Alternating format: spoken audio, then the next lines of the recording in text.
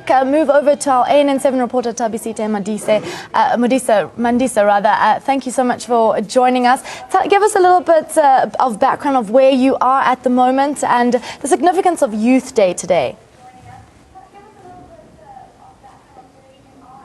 Well, we are out in Orlando, and we are standing at the spot where Hastings Ndlovu died. Now, Hastings Ndlovu was one of the first victims of 1976.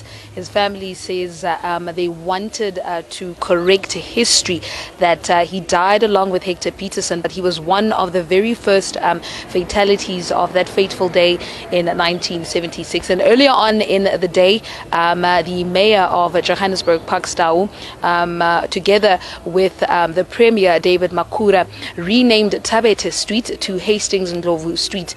And Hastings Ndlovu used to live, or his house, his family home, was situated on Thabethe Street. His family says his death was a sore point in the family, and that each year on June 16th, they remember the day with mixed emotions, because they think of how old he would have been had he still lived. And they are also honored by the city of Johannesburg and the province deciding to honor their brother by renaming the street name after him. And we were also able to speak to his friend who was with him when he died. He says that they want to be remembered for today, for the fact that they didn't just fight for a language.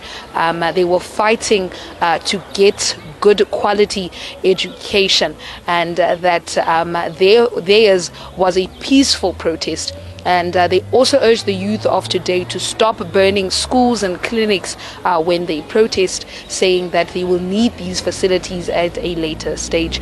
But the family overall saying that they are pleased that the government is now retelling history, that their young brother who died at the age of 17 was the first fatality of June 1976. History is never again repeated. Youth Day today is going under the theme of the role of women in partnership with government in the promotion of education and service delivery and the eradication of poverty in SA today. Do the families feel that they are achieving this goal since, now that it's been 40 years? Do they feel like it's evolved? Well, the family just hopes that going forward from now, that history books will be retold, and that the children who are growing up today will be told the correct history.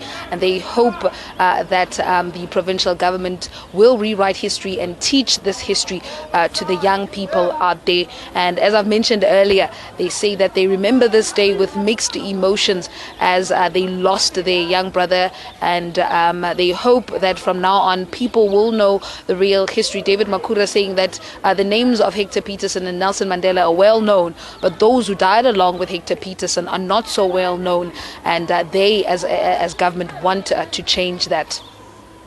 For that update there, that is Tabi, our ANN7 reporter, talking outside of the Hastings Ndlovu, who was the first victim to be shot and killed by police force on that historic day.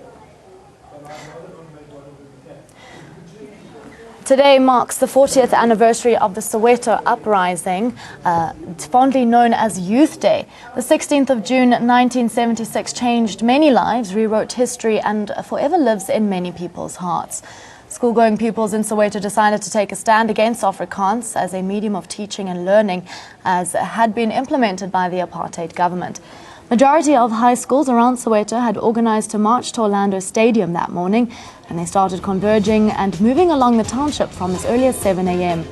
When the huge group of learners reached Orlando Township, police confronted them, but they would not be deterred from their call. Police began by firing tear gas at the group and soon shot a gunshot at 14-year-old Hastings Ndlovu, who was the first victim to be shot and killed by police force on that historic day. His legacy in the fight for freedom will today be honored by officially renaming a street in Orlando West to his name, just a stone throw away from the Hector Peterson Memorial.